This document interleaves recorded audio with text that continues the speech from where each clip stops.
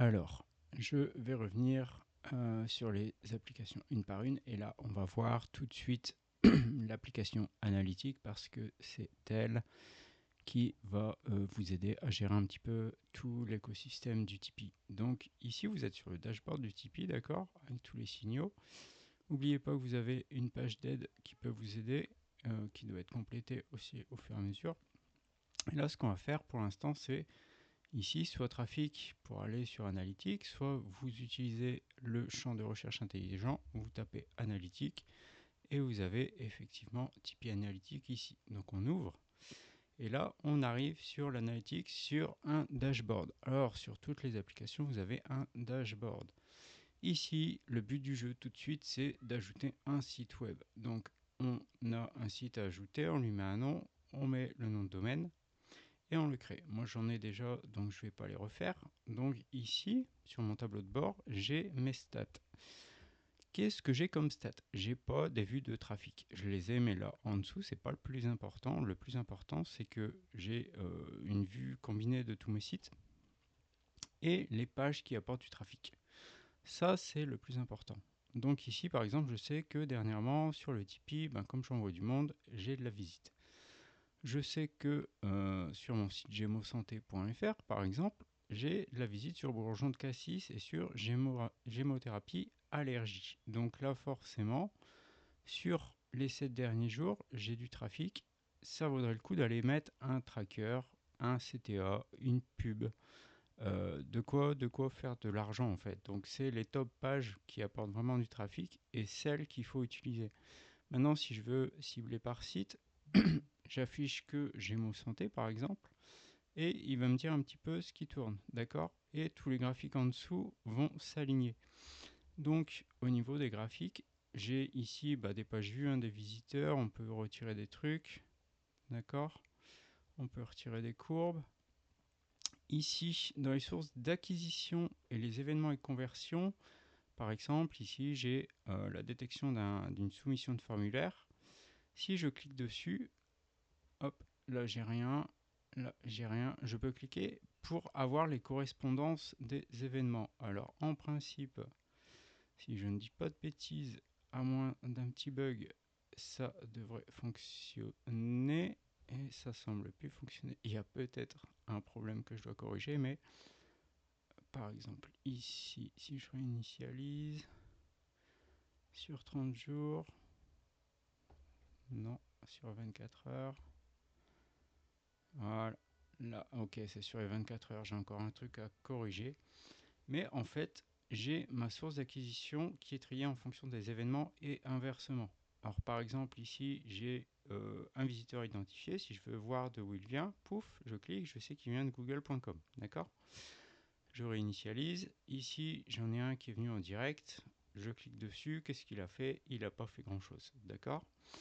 Ça, c'est plutôt intéressant. Ça permet vraiment de cibler du trafic. On va regarder sur le Tipeee si j'ai des trucs plus sympas. Alors, par exemple, ici, des gens, j'ai des trackers un peu partout sur le Tipeee. On va voir ça après. Il y en a qui ont vu la section pricing. D'accord? Donc, si je clique dessus, eh ben, je sais qu'il y en a qui viennent de Boss Mailing, donc une campagne email, on respire un peu, et il y en a qui viennent du direct. Si je clique sur le direct, qu'est-ce qu'ils font? Je vois toujours mon pricing, mais je vois home pricing encore. Clic, donc j'ai eu du clic sur mon encre. Là, si je clique, eh ben, je vois que j'ai du Boss Mailing, Tipeee V2 est en ligne, j'ai du direct et du on respire un peu, d'accord? Donc ça permet de vraiment voir ce qui se passe. Maintenant, comment on met les trackers? C'est tout simple. Vous allez, une fois que vous avez mis votre site, déjà, vous allez sur les snippets et vous récupérez. Vous voyez, j'ai mon site perso, le Tipeee, j'ai mon santé, voir les snippets et ce code-là doit aller dans le header de votre site internet. D'accord? C'est comme Google Analytics, Plausible, peu importe, Piwik, etc., etc. Maintenant, ce qu'on peut faire, c'est ajouter des événements customisés sur des boutons, des liens, peu importe. Même le scroll peut être traqué. Ok. Là, c'est un exemple, mais je vais vous montrer vraiment le guide de configuration qu'on trouve ici, par exemple. Donc, on a bien le tracker à mettre et on va pouvoir faire des événements. Alors, soit vous les faites en JavaScript, si vous connaissez un peu Ça peut être sympa pour des pages de remerciements, etc. Ou des clics dynamiques, peu importe. Mais le mieux, ce que vous allez utiliser assez régulièrement, c'est les boutons, les liens, etc. Donc, le event, il est utile, hein, c'est le premier qui va être traqué. Vous pouvez mettre que ça, par exemple, en mettant, par exemple, ici, newsletter sign up, c'est le bouton d'un formulaire, par exemple. Si c'était un lien, vous auriez un href, data ta event, newsletter, link, click, par exemple. D'accord? Donc ici, c'est plutôt cool. Maintenant, ce que vous pouvez faire, c'est rajouter ce qu'on appelle les métas. Les métas, c'est des données qu'on va enregistrer dans Analytics au fur et à mesure de ce que vous faites. Il ne faut pas en mettre 50 000. Mais par exemple, ici, on peut avoir la source. Par exemple, si le formulaire est deux fois dans une page, on peut dire, bah voilà, celui-là, il a été cliqué dans le footer. D'accord?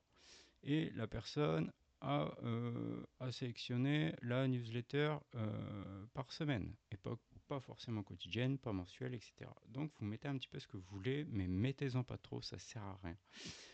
Donc ça c'est les méthodes. Donc on peut faire vraiment plusieurs trucs. Donc jamais oublier le data event. Et sinon après c'est des méta, data méta-plan par exemple ici pour un lien, d'accord. Donc pour un lien href, plan annuel, et ben offre sélectionnée, annuel, le prix on peut mettre 146 euros, slot pricing table. Ça veut dire que le slot ici c'est ce qu'on a vu plus haut, la source, d'accord. Donc c'est plutôt intéressant pour traquer vraiment pas mal de choses. Alors maintenant pour une section, vous avez des data ta-scroll que vous allez mettre sur une section ou sur une div, peu importe, une partie de votre site. Vous allez mettre par exemple pricing section view sur une partie, sur un tableau de prix par exemple. Et voilà, ça c'est plutôt sympa. Le moment où le visiteur devient exploitable, ça c'est intéressant parce qu'Analytics va faire quelque chose, c'est qu'il va identifier des personnes qui remplissent des formulaires sur votre site et enregistrer par exemple leur email, leur prénom, des données sur leur navigateur. Ce qui fait que ces gens-là, quand ils vont revenir sur votre site, les formulaires qui sont sur votre site vont être pré-remplis. Donc ils n'auront plus ça à faire, ça facilite la navigation sur votre site pour eux, et vous en même temps vous pouvez les tracer. Ça c'est plutôt intéressant parce que une fois que vous savez tracer un utilisateur après un remplissage de formulaire, et ben si vous savez traquer son revenu également, vous allez pouvoir relier un revenu à un utilisateur. Donc ça c'est plutôt génial parce que ça permet de voir combien d'utilisateurs vous apportent des ventes. Par exemple, si je retourne dans Analytics, je fais sur 30 jours, je me suis fait un test. 999 revenus attribués, qui me fait un rendu revenu par visiteur. Et en fait, c'est sur mon site perso que j'ai ce truc-là. Donc c'est plutôt intéressant parce que ici, on va voir l'identifié, il est ici. Donc là, forcément, je suis sur 30 jours, ça marche pas, il faut que je corrige ce truc-là. Et j'ai ici, total, l'attribution à long terme, c'est les sources qui m'amènent vraiment du revenu. Donc là, je sais que c'est un direct qui m'a apporté 999 euros. Forcément, c'est moi, je ne suis pas passé par Google. Et je sais que ici, dans ma source, le direct m'a apporté 24 visiteurs. C'est tout le temps moi, en principe.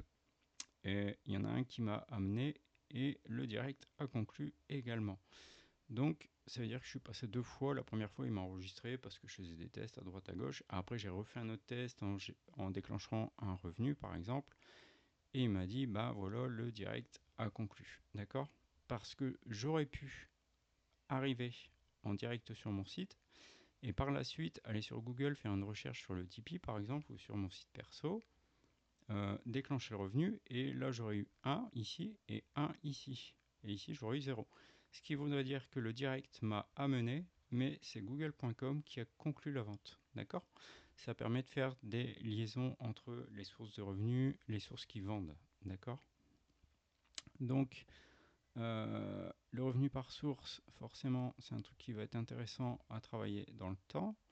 Maintenant, je reviens au guide de configuration. On en était au scroll et à l'identification et au revenu. Alors le revenu, pour l'instant c'est du JavaScript. On peut le faire aussi par une URL. Par exemple, vous avez un bouton qui va renvoyer sur une page merci.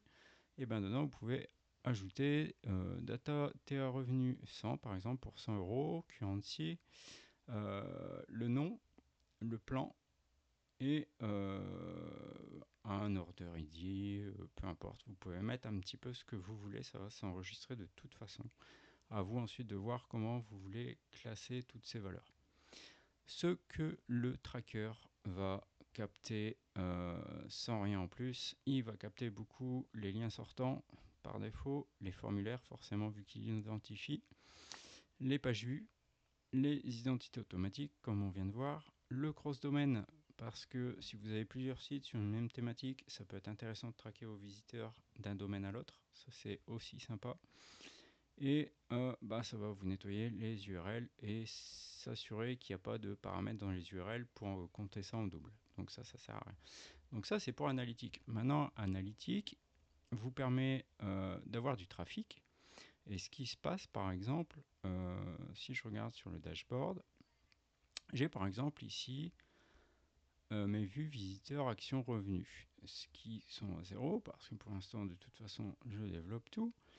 Mais par exemple ici je sais que alors par exemple Gémo santé, gémothérapie allergie, si je vais sur l'URL c'est un article bidon, etc., etc. Là je vais me rendre sur l'application SEO et je lui dis audite-moi ce truc, cette page pour me donner des trucs sympathiques. Donc là ce genre de truc a déjà été fait, je vais pas cliquer, mais sinon on clique sur auditer.